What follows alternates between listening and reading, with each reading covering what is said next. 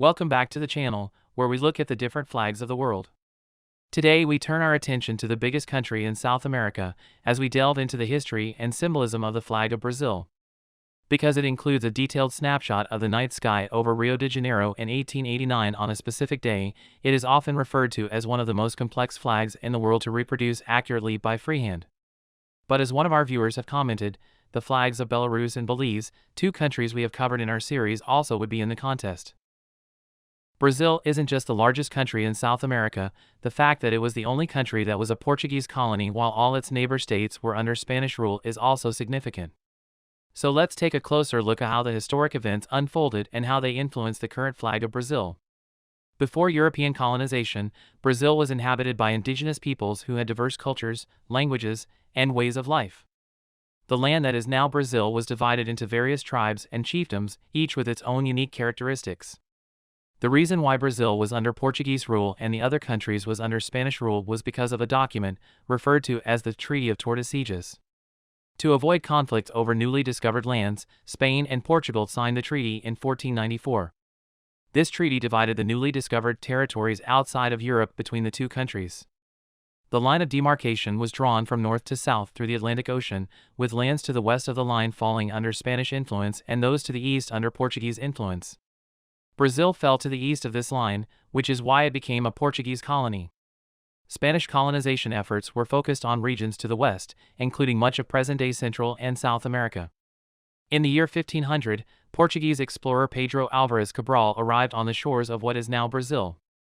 He claimed the land for Portugal and established a brief trading post. However, it wasn't until later that the Portuguese began serious efforts to colonize the region.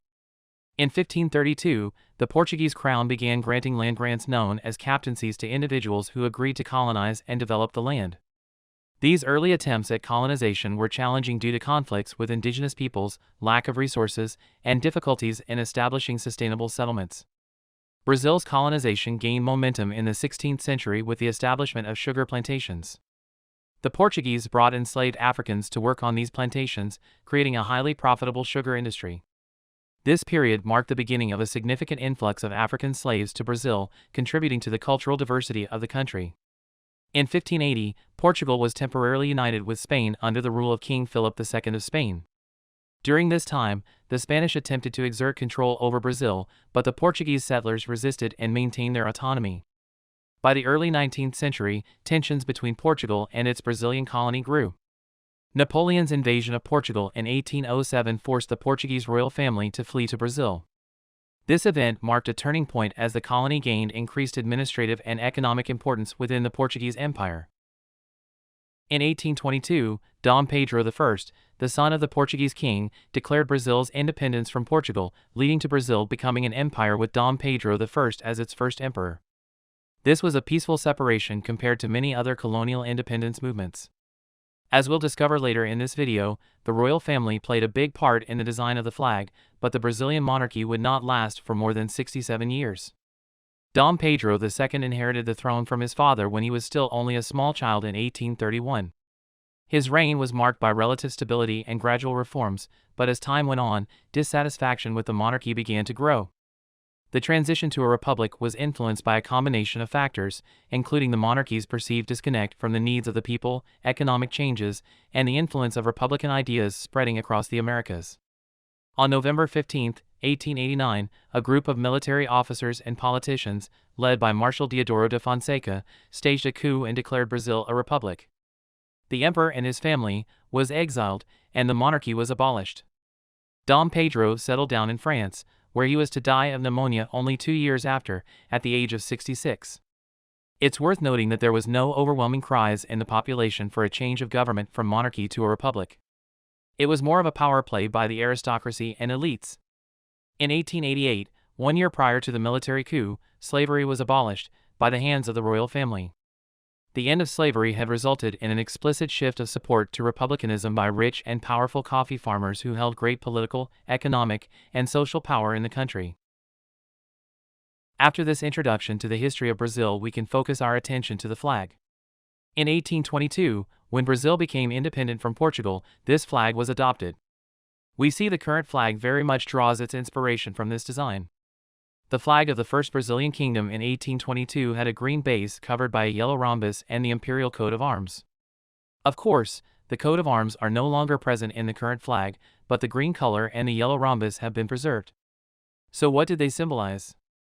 The color green is attributed to the first emperor of Brazil, Dom Pedro I. The green in the Brazilian flag comes from the coat of arms of his family, the House of Braganza. The yellow color originates from the coat of arms of the Austrian House of Habsburg. This was because Dom Pedro's wife, Empress Maria Leopoldina, belonged to the Habsburg dynasty.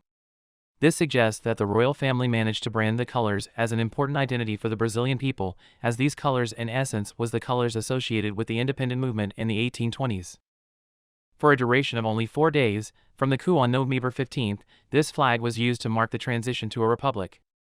As you will see, this flag was basically a Brazilian version of the Star-Spangled Banner of the United States of America that served as a fresh Republican ideal at the time. The flag boasted the Brazilian colors of green and yellow, and the blue canton in the upper left corner included 21 stars, one each for the different federal states in the country. On November 19 in 1889, just 4 days after the proclamation of becoming a republic, this flag was adopted. For an untrained eye, it's identical to the current flag, but it's worth noting that the flag from 1889 included only 21 stars.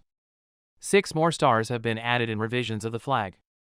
The last 4 was added in 1992 with the inclusion of 4 new federal states. The original green base and the yellow rhombus have been preserved. But the transition from monarchy to a republic has found its way to the flag in a very interesting manner.